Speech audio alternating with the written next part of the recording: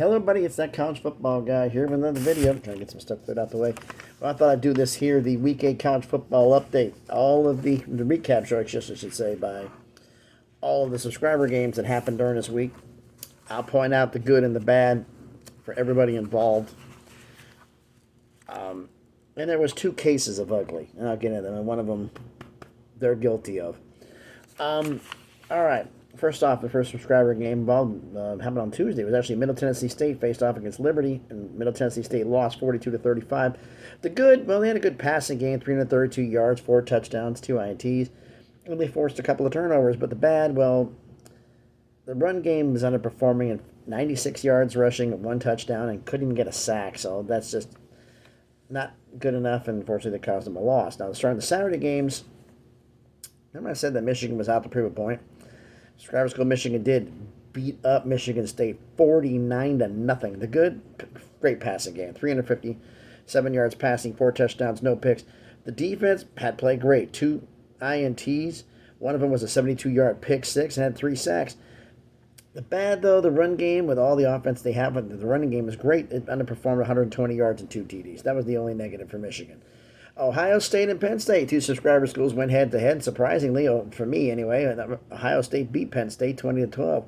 For Ohio State, we'll do them first. A good passing game was okay, 286 yards and a touchdown. Actually, it was more like a good passing game. Marvin Harrison Jr. was the difference in the game. 11 receptions, 162 yards and a touchdown.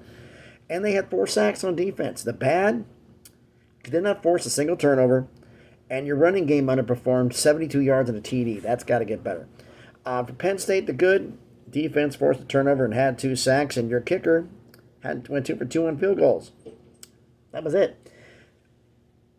The offense underperformed. That's the bad. Drew Alar, 191 yards and 1 touchdown. The run game had 49 yards and no touchdowns. It's not going to get it done. That's just not going to get it done. And congratulations to Ohio State on the win. Subscriber School Washington against Arizona State. Washington wins 15-7. They were actually trailing 7-3 going into the fourth quarter. I mean, that was crazy. The good, Grady Gross, your kicker, 3 for 3 on field goals. And Michael Powell had an 89-yard pick six that basically gave it the lead for good. The bad, the offense. Just Michael Penix, 275 yards, no TDs, 2 INTs. That's underperforming in my eyes. He should have gotten some touchdowns. The run game was pathetic. 13 carries, 13 yards. Not going to get it done. And didn't even have a sack. And Arizona State's offensive line sucks. So, yeah, not that good. All right. Oklahoma against UCF. Oklahoma wins 31-29. They were actually trailing 23-17 at the start of the fourth. What the heck? Dylan Gabriel was in the good part. He had a good game, 253 yards, 3 touchdowns and 9 INT. The touchdown difference there. And a good running game, 189 yards, 1 touchdown. Defense had 3 sacks. The bad, no turnovers forced, and ball control, fumbles. Got to work on that. Okay, 2 subscriber schools again going head-to-head. We're talking Texas and Houston. Texas wins 31-24. Some of you have said that Houston got screwed on a couple of calls in this game. I look at a game from the beginning to end, not what happened in the last 2 minutes, because the fact that the calls in the last 2 minutes matter. What the hell were you doing in the previous 58? Okay? Texas to good. The defense forced a couple turnovers and had 3 sacks. Also, only allowed 14 yards rushing, which was foreshadowing. The bad, passing game. The offense underperformed for Texas standards. 212 yards passing, 2 TDs. 141 yards rushing, 2 TDs. Saying, what's a good passing game? I like to see 300 yards passing. I like to see 150 yards rushing. That's just me. And the defense allowed 378 yards passing. Foreshadowing. Houston, they're good. Donovan Smith, 378 yards passing, 3 touchdowns and INT. And the defense had 3 sacks. The bad, as I mentioned earlier, run game, 14 yards, no touchdowns. And way too many damn fumbles. This game did have a little controversy at the end of it, which means next year's meeting. Oops, forgot. There won't be a meeting next year. So that's going to set things up for possibly maybe a non-conference game scheduled in the future. We'll see how that goes. All right. Oregon and Washington State. We saw Washington had trouble with Arizona State. That wasn't the case with Oregon. They beat up Washington State 38-24. Actually beat them, I should say. Bo Nix had a good game. 293 yards, 2 touchdowns, no INTs. Set the record, I believe, for most starts in the NCAA. I wasn't sure about that one. Great running game. 200 almost, Jesus. Almost 250 yards rushing, 3 touchdowns. Defense had 6 sacks. That's how you get after the QB. The bad, well, was actually your pass defense.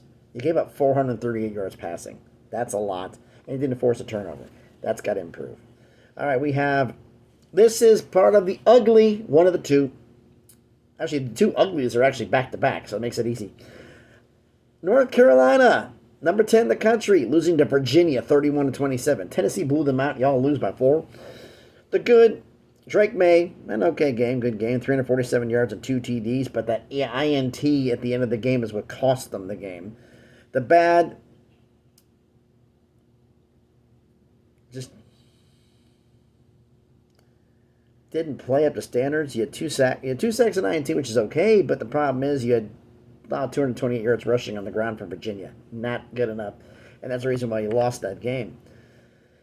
Tennessee, part of the ugly, was leading 20-7 at the half and then gets outscored 27-0 in the second half in one of the biggest collapses I've ever seen. They justifiably deserved the L, losing to Alabama 34-20.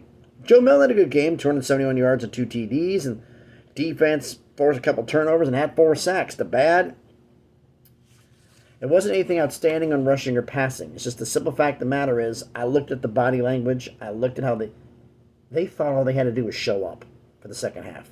And that Alabama wasn't going to fight back. They thought they had him beat.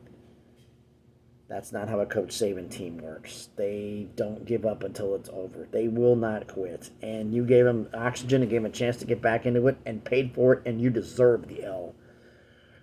And again, here's another game I was watching there. I love this one because especially what happened. Number 14, Utah, facing subscriber school, number 18, USC, and Utah wins 34-32.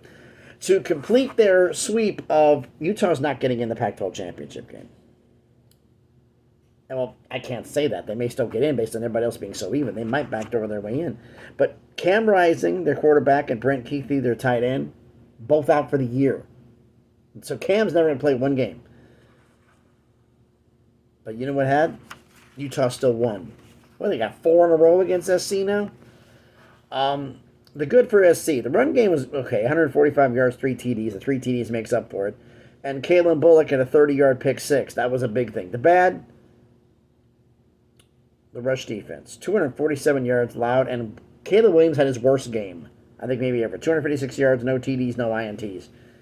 Just a backup QB who had only been on the roster for 2 weeks is who beat you. You came in like you're playing Stanford again. You caught an L with a team. The difference between Stanford and Utah. 2 physical teams who can beat you up. You still got Oregon and Washington on the schedule. Doesn't look good, does it? All right. One game I did mention was North Texas and Tulane. I did my predictions, and I'm kind of glad I did because I didn't want to tell the North Texas fans that Tulane was going to beat them, but Tulane did beat North Texas 35-28. The good, Chandler Rogers had a good game, 343 yards, 2 touchdowns, no INTs, and they forced 2 turnovers. The bad, the running game underperformed, 83 yards. You had 2 TDs, but still, you did not have a single sack, and you allowed 245 yards rushing. That's how you lost that game. Need to do better on the rush defense. That's good. Then here's a game that didn't surprise me. A lot of people were shocked. I wasn't because I picked them to win. Minnesota beating number 24 Iowa 12-10.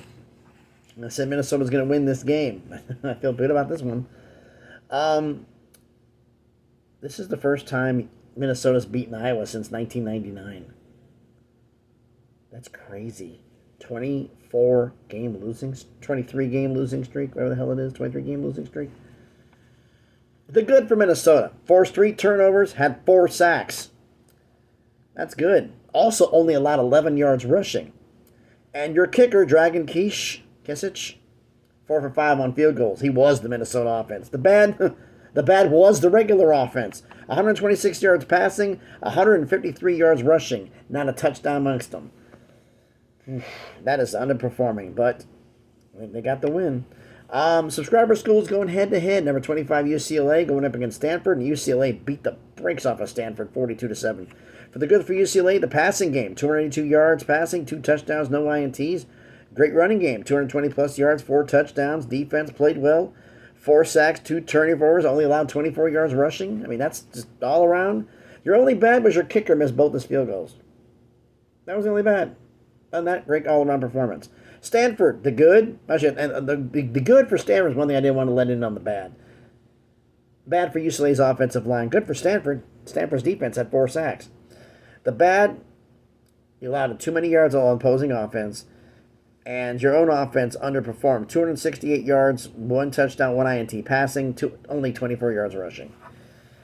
Stanford, I think, might have a little bit of a hangover and thought UCLA was not going to be nowhere as tough, and UCLA had different plans. Another 2 subscriber schools going head-to-head. Baylor and Cincinnati, and Baylor wins 32-29. I said this before the game. This team is different when Blake Shapen's under quarterback. And what happened? Blake Shapen had a pretty solid game. 316 yards, 1 touchdown, no INT. They forced a turnover, had 2 sacks, and Isaiah Hankins was 4 for 4 on field goals. That's big. The bad, way too many rushing yards allowed. I'll get into that here because that's the good for Cincinnati. Cincinnati's good. An excellent running game. 288 yards rushing and 2 touchdowns. And the defense, they had 3 sacks. The bad, the pass defense, as I mentioned, with Blake Shapen's yardage, and just fumbled the ball too many damn times. Too many times Cincinnati shot themselves in the foot. All right, Memphis subscriber school against UAB, and Memphis wins 45-21. Memphis, the good, the great running game, 193 yards and 3 touchdowns. Defense forced 2 sacks, 4 turnovers, one of them being a 36-yard pick six. Hey, it's a great performance. Bad, the passing game, 150-plus yards, 2 touchdowns, and no INTs. That's not exactly what you need to have from a passing game. And defensively, there was one weakness. The rush defense allowed 208 yards and a touchdown. That's a lot of rushing yards. I got to work on that. Here's a game that I still don't know what the hell happened. You know, I'm a Tennessee fan, and Alabama beat them. I picked Alabama to beat Tennessee. It's not a surprise here. I picked East Carolina to beat Charlotte, and Charlotte beats East Carolina. What the hell? The good for Charlotte, East Carolina should say, subscriber school. They forced 2 turnovers. The bad, the offense. Absolutely pathetic. I'm sorry, my East Carolina fans, and you said rebuilding, but this is pathetic. 88 yards passing, 1 touchdown. 39 yards rushing, no touchdowns. The defense allowed 184 yards rushing and didn't get a sack. That's just, you couldn't score and they ran it down your throat. That's how you lose ball games, folks. Northwestern subscriber school faced Nebraska, and Nebraska won as predicted, 17-9. The good, well, the defense had 2 picks. The bad, the offense, 176 yards passing, no TDs, 1 INT, 80-plus yards rushing with no touchdowns. You also had too many damn fumbles, and you allowed 150-plus yards on the ground, which always Nebraska got in this game in the first place. It's got to improve, but Northwestern's got to figure things out, get a new head coach, but that's not going to happen in the offseason, so they're kind of just going with the flow at this point. South Florida against UConn. I thought UConn was going to get the win. South Florida, different plan. South Florida wins 24-21. The good, fantastic running game, 260 yards rushing and 3 touchdowns, and they have defensively, you forced 4 turnovers. The bad, passing game, a little over 200 yards with no TDs and an INT. Not going to get it done, and you only had 1 sack on defense, so that's not performing up to standards for South Florida. They did get the win.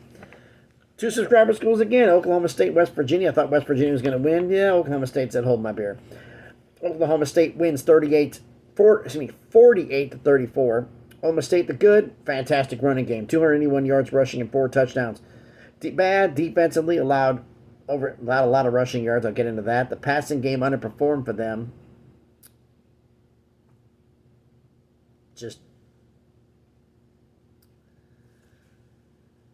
200-plus yards, 2 TDs, INT, and fumbled the ball too many damn times for Oklahoma State.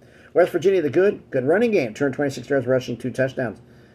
Passing game, 200-plus yards passing, 2 touchdowns. The bad, run defense, gave up the yardage we mentioned earlier, and they also fumbled the ball too many damn times. Fumbles all over the place in that game, but Oklahoma State gets the win. Toledo and Miami of Ohio, the battle of the 2 best teams in the MAC, and Toledo, as predicted, wins 21-17. The good running game, 158 yards rushing, 1 touchdown. Defense played well, had 3 sacks and 2 turnovers forced. The bad was the passing game, 160 yards and 2 TDs. That's not going to get it done for the later on in the year, but you're facing a good team. At least you know when the good teams face them, you can get the win. All right, BYU and Texas Tech. I thought Texas Tech doesn't get the win. BYU had other plans. BYU beats Texas Tech 27-14. The good, an okay running game, 150-plus yards rushing, 1 TD. The bad, You had 5 turnovers.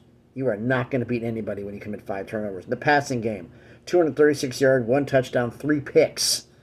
And on top of that, defensively, you only had 1 sack. Just,